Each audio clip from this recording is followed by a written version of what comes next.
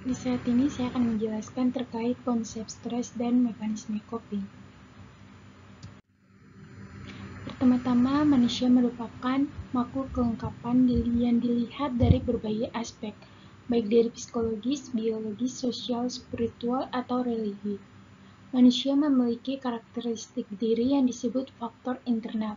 Setiap manusia berbeda-beda, baik dari psikologi, biologi, sosial, dan spiritual.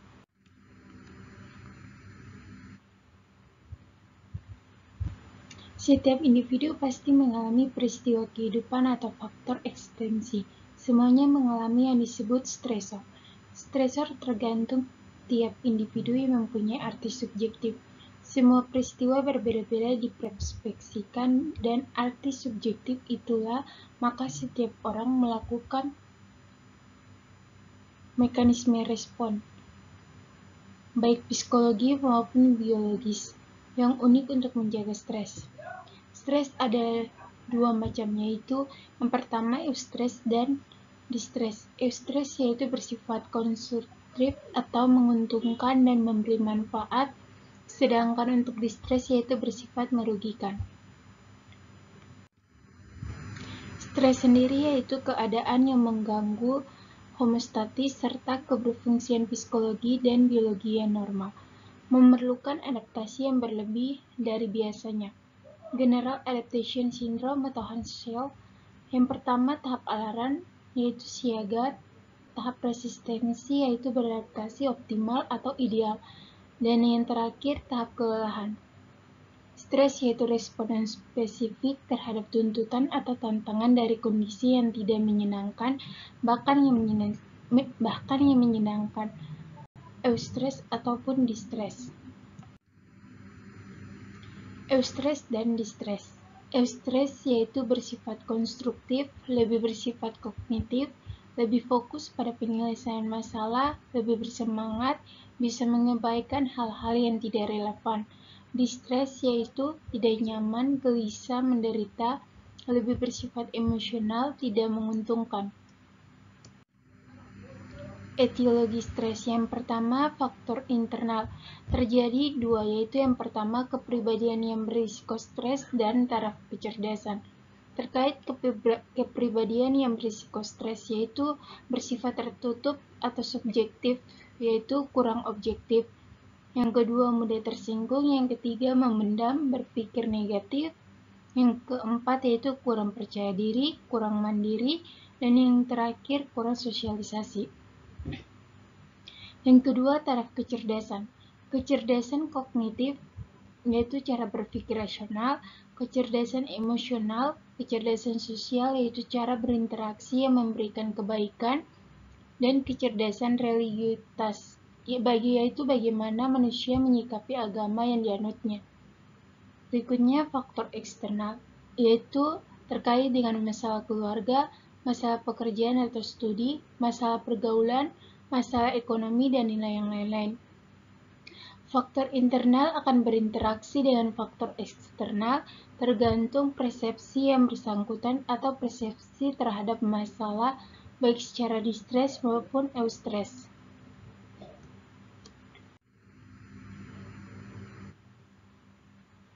Pada mekanisme stres terjadi mekanisme coping psikologi dan mekanisme adaptasi biologis. Mekanisme coping psikologi terjadi secara disadari atau dipikirkan dan tidak disadari atau respon imunologi yang terjadi dalam diri manusia. Disadari yaitu menggunakan data rasional atau berpikir secara konseptual dengan tujuan untuk mencari solusi bagaimana penyelesaiannya. Sedangkan untuk tidak disadari yaitu stres yang berkurang atau lupa. Mekanisme adaptasi biologi, yaitu regio dan saraf SSP, sistem saraf otonom, sistem neurotransmitter, sistem endokrin, dan sistem imun. Pertama, distress. Merupakan perasaan tidak enak, tidak nyaman, tegang, tertekan, gelisah, gangguan tidur, tidak bisa fokus, cemas atau depresi secara berlebihan, keluhan-keluhan fisik misalnya jantung berdebar dan sakit kepala, kualitas hidupnya menurun. Dan kalau terjadi stres secara terus-menerus dan stresnya menjadi kronis dan lebih dari 3 bulan setiap hari sampai tidak teratasi, maka akan terjadi gangguan jiwa baik yang ringan maupun yang berat, atau bisa berimbas terjadinya bunuh diri atau bisa terjadi penyakit psikomatik. Penyakit terkait stres. Yang pertama, terdapat aterosklerosis dan myokard infark. Yang kedua, diabetes mellitus. Yang ketiga, penyakit gastrointestinal yang menyebabkan GERD atau gastroenteral reflux disease, ulcus pepticum, colitis ulcerativa, dispepsia. Yang keempat, asma. Yang kelima, penyakit autoimun, infeksi virus, kanker.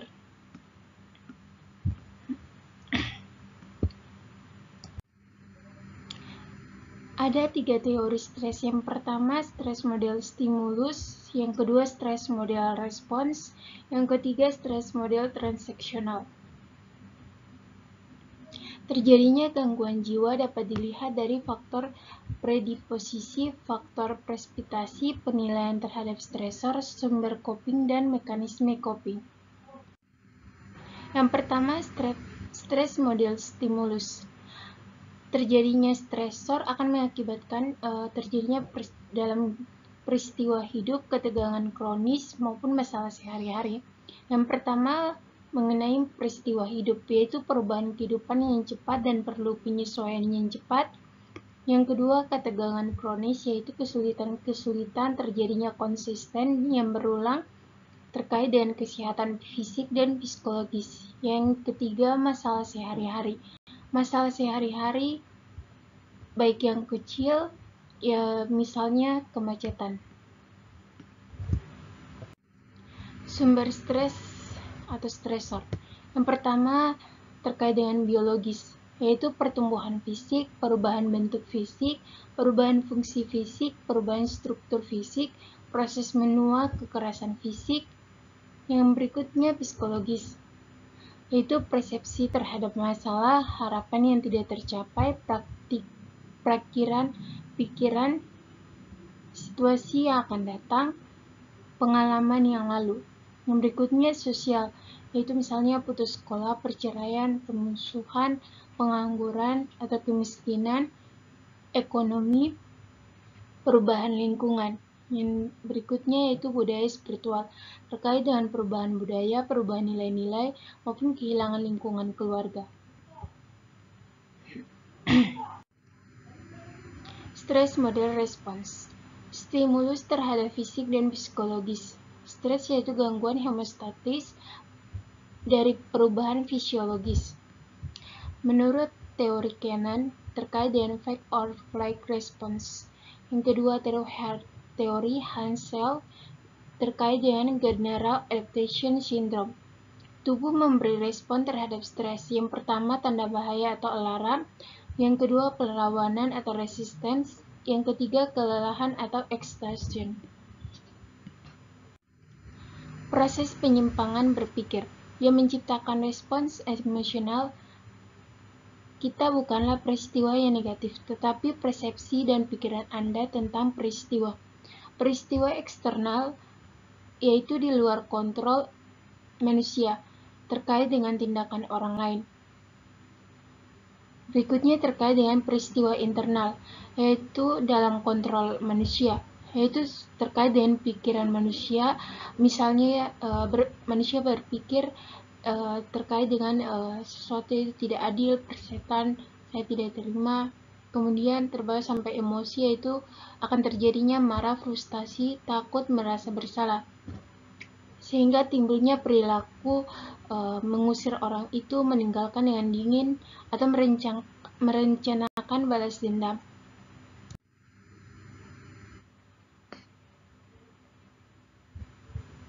Stresor fisik dan respons. Terdapat biologis, psikologis, maupun sosial. Yang pertama terkait dengan biologis, akan terjadinya cedera atau sakit yang akan menimbulkan tanda dan gejala fisik. Yang kedua, psikososial, yang akan terjadi tanda dan gejala ansietas maupun depresi. Berikutnya yaitu sosial, yaitu terkait dengan fungsi sosial yang terganggu. Stresor psikologis dan respons, baik secara psikologis, biologis, maupun sosial. Secara psikologis yaitu terkait dengan harapan yang tak tercapai, tanda dan gejala ansietas atau depresi. Terkait dengan biologis yaitu sakit kepala, pernafasan, pencernaan, maupun tidur. Sosial yaitu terkait dengan fungsi sosial yang terganggu.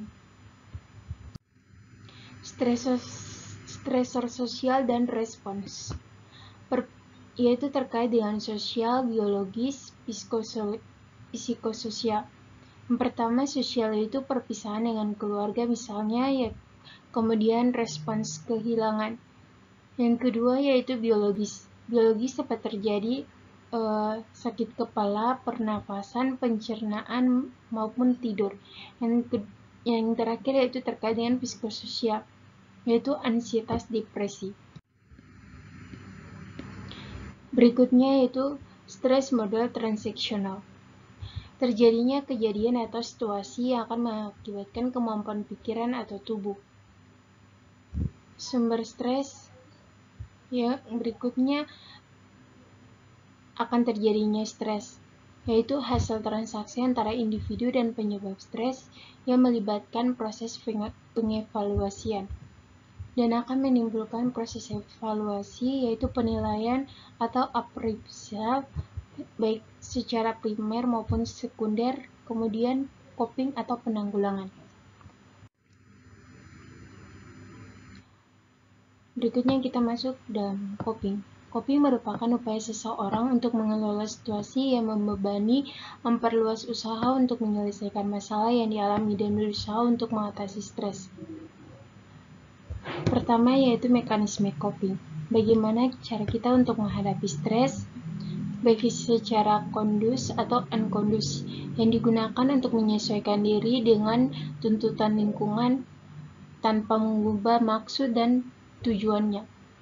Mekanisme pertahanan jiwa atau defense mechanism, yaitu terkait dengan proses unconscious bertindak untuk meringankan atau mengurangi konflik dan kecemasan yang ditimbulkan impuls dan drive seseorang. Yang berikutnya terkait dengan perasaan cemas dan konflik. Mengubah cara pandang terhadap stres, baik secara coping aktif maupun coping menghindar atau avoidant, yaitu menjauhkan diri dari sumber stres dengan cara melakukan aktivitas maupun menarik diri. Pada coping aktif akan terjadi problem solving, meminta dukungan, berpikir positif maupun realistik. Pada avoidant terjadinya penghindaran dengan kesibukan lain, obat penenangan, menarik diri, bersifat emosional, berhayal maupun dengan cara makan. Berikutnya terkait dengan strategi coping. Aktif dalam menyelesaikan masalah yang bisa dikontrol berupa masalah sekolah maupun pekerjaan, kemudian akan terjadinya fokus atau problem solving, kemudian fokus emosi, yaitu mengatur upaya emosi untuk menyesuaikan diri dengan dampak yang timbul dari masalah yang sulit dikontrol. Kemudian terkait dengan faktor-faktor coping, terdapat kepribadian, kesehatan fisik, keterampilan komunikasi dan problem solving, dan yang terakhir cara pandang keyakinan.